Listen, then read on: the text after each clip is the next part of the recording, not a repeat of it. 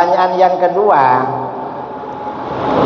masalah Sayyid Ubaidillah, putranya Sayyid Ahmad bin Isa. Katanya tidak ada data. Loh, kok bisa gak ada data? Wong itu ijma ulama dan ijma ahli nasab.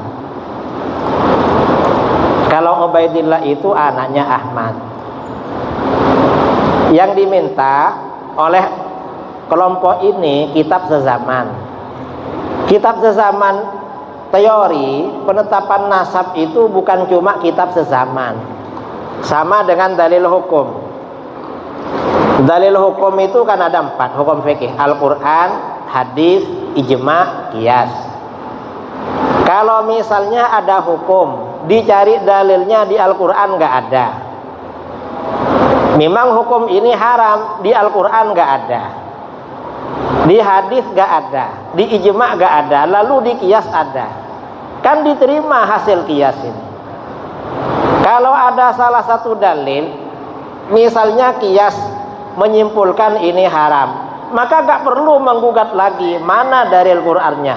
Loh, wong ini memang qiyas dalilnya, kok menuntut Al-Quran? Sama dengan ini, penetapan nasab. Penetapan nasab apa harus ada kitab sezaman? Kitab sezaman bisa menjadi bukti nasab itu memang isbat tetap. Tetapi bukan satu-satunya kitab sezaman. Apalagi kitab sezaman ini belakangan oleh ulama diakui sebagai bukti. Kalau masa dulu bukan kitab sezaman. Dulu itu dijelaskan di dalam Sahih Bukhari, itu istifadhah, syuhrah dan istifadhah. Artinya populer dan informasinya ramai. Kalau ini anaknya ini. Masalah Ubaidillah anaknya Ahmad, penduduk Yaman ini sepakat kalau Ubaidillah ini memang anaknya. Dari suku-suku lain di Yaman gak ada yang menyaksikan dan yang tahu mereka kalau Ubaidillah memang anaknya Ahmad.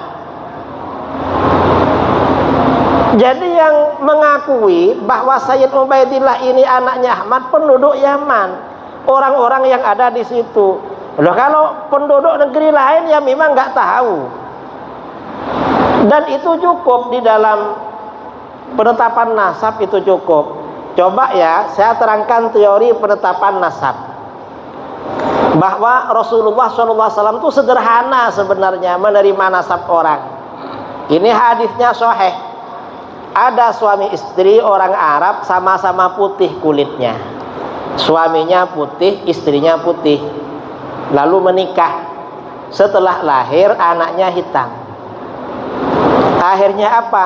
Suaminya ini lapor sama Rasulullah. Rasulullah, anak saya kok hitam ya? Istri saya melahirkan anak agak hitam. Saya putih, istri saya putih. Gimana itu? Maksudnya gimana? Mungkin bukan anaknya dia gitulah. Nggak terima. Akhirnya apa? Oleh Rasulullah diberi tamsil, ditanya, kamu punya onta? Punya Rasulullah. Warnanya apa? Abu-abu. Ada yang warna agak merah? Ada katanya. Loh, kok bisa? Wong yang lain abu-abu, kok itu bisa berwarna merah? Ya mungkin agennya di atasnya ada yang merah. Lalu kata Rasulullah, ya barangkali agennya kamu di atas ada yang hitam. Nurun sama anak kamu. Nah, ini artinya kan sederhana kan? Rasulullah gak nyuruh tes DNA. Rasulullah gak nyuruh meneliti jangan-jangan istri kamu pernah janjian sama laki-laki lain. Enggak. Ya sudah, barangkali ini memang agen leluhur kamu ada yang hitam. Ini kan sederhana sebenarnya. Ini contoh. Lalu contoh lain ya, ada kaitan dengan nasab. Ada laki perempuan menikah. Setelah laki perempuan ini menikah, menjalani bulan madu, ada seorang budak perempuan tua datang sama laki-laki dan perempuan itu. Lalu dia bilang, kamu kok kawin sama ini? Loh, kenapa? Kalian berdua waktu masih bayi pernah nyusu ke saya dulu. Berarti kan saudara sesusu kan? Pernah menyusu. Loh, Ya apa ini? Akhirnya apa? Laki-laki ini konfirmasi pada keluarga istrinya. Pernah enggak istri saya dulu menyusu sama itu? Keluarga istrinya gak ada yang tahu. Lalu dia juga konfirmasi kepada keluarganya sendiri. Abang-abangnya, tantenya, mungkin siapa, pernah saya ini disusukan sama perempuan itu. Gak tahu. Akhirnya apa? Laki-laki ini bilang kepada Rasulullah, Rasulullah, saya ini kawin sama istri saya. Setelah menikah dengan istri saya, tiba-tiba ada seorang perempuan tua datang. Katanya ketika kami masih bayi pernah disusuinya. Setelah kami konfirmasi, gak ada yang tahu Rasulullah. Keluarga saya maupun keluarga istri gak ada yang tahu. Gimana? Boleh saya melanjutkan pernikahan saya dengan istri saya? Ternyata apa? Kata Rasulullah, kaifah wa qad qil. Jadi kamu melanjutkan, padahal sudah dibilang pernah disusui. Akhirnya apa? Artinya orang ini suruh pisah sama Rasulullah, karena ini masalah nasab. Suruh pisah, artinya ini sederhana sekali sebenarnya. Tidak ruwet-ruwet, gak harus tes DNA. Dan Rasulullah itu gak perlu DNA kalau ingin tahu. Wong Rasulullah ini bisa tanya sama malaikat Jibril, bisa tanya sama Allah, ya Allah, ini benar enggak? Ternyata enggak kan? Karena hukum syariat itu hukum zahir. Pokoknya orang-orang bilang ini anaknya ini, ya sudah anaknya itu. Penduduk Yaman bilang, suku-suku yang lain di Yaman, Bani Bafadhal, Bani Kushair, Bani Syukel, kan banyak suku-suku di situ. Ubaidillah anaknya Ahmad, ya sudah selesai. Engkau orang yang bukan penduduk Yaman mempersoalkan masalah ini. Ini namanya gak ngerti nasab. Padahal ini teori hukum fikih, hukumnya hukum zahir, dan sederhana sebenarnya, gak perlu tes DNA. Rasulullah itu punya cara lebih canggih dari DNA. Gimana? Rasulullah itu ada sahabat ya, ada sahabat datang mau membunuh Rasulullah. Ketemu Rasulullah ketahuan, kamu sebelum datang ke sini ngomong sama itu. Jumpa, ngomong apa kamu? Kan mau membunuh. Rasulullah bisa tahu. Tapi ketika orang masalah nasab, Rasulullah gak pakai ini memang. Mengapa? Karena ini hukum zahir. Pokoknya masuk akal, kira-kira benar secara zahir, ya sudah diterima. Gak ruwet-ruwet seperti kelompok yang anti Ba'alawi. Itu kan bikin ruwet persoalan sebenarnya. Sebenarnya tidak seruwet itu, cuma dia bikin ruwet. Dan ternyata nasabnya yang bersangkutan dipalsu. Bapaknya mestinya namanya bukan Utsman, cuma pakai nama Utsman biar lebih keren. Jadi orang menganggap nasabnya orang lain palsu, nasab sendiri sebenarnya yang dibikin gak jelas itu. Jadi ini sebenarnya masalah sederhana, tidak ruwet sebenarnya.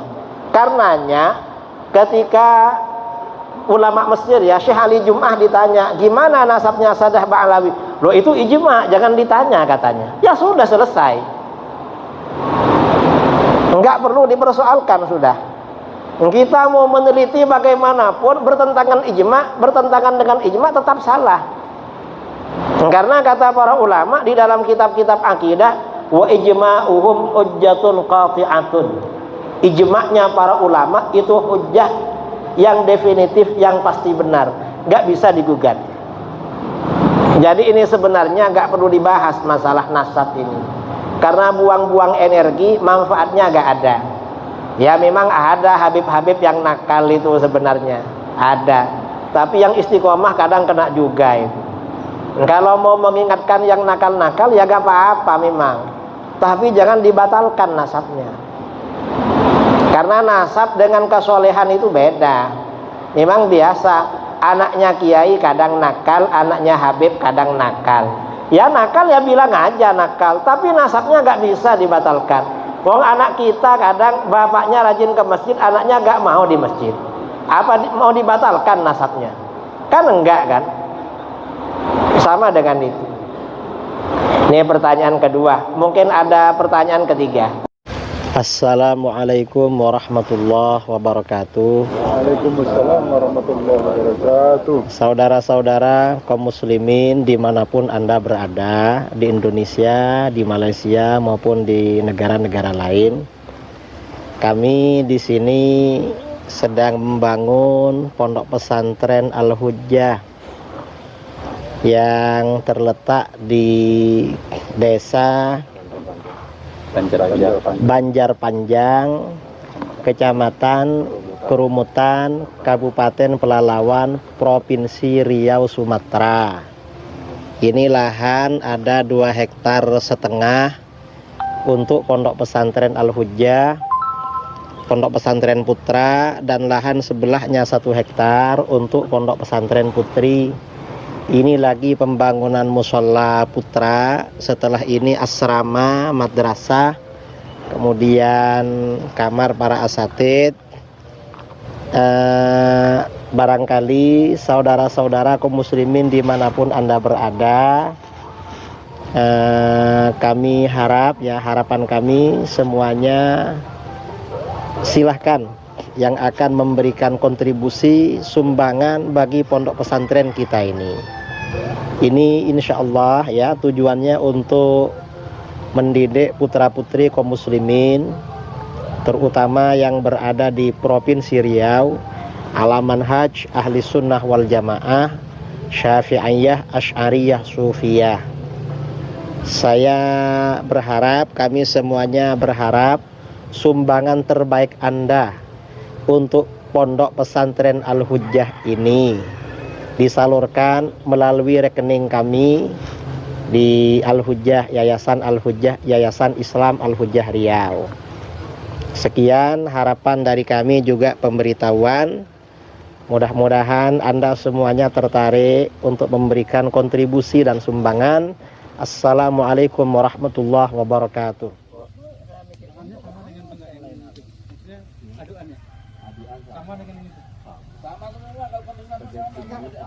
Maksudnya sekali jalan gitu? Iya. Istilahnya keras tadi itu bisa untuk ganti saung dia makan, duduk gitu. Kalau plan ke depan Pak Yai, tiap bangunan ada saungnya Pak Yai.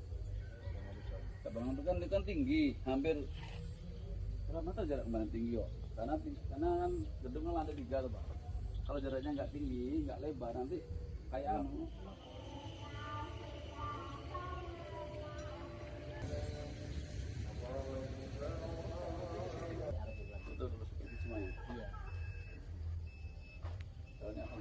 jalan, ternyata ini nggak bisa. Hanya mana ini udah berbalik, taruh kompas di Masjid Demak katanya. Nanti tempat yang kan nanti namanya satu-satu. Nanti di atas Pak, nanti kasih pelakar.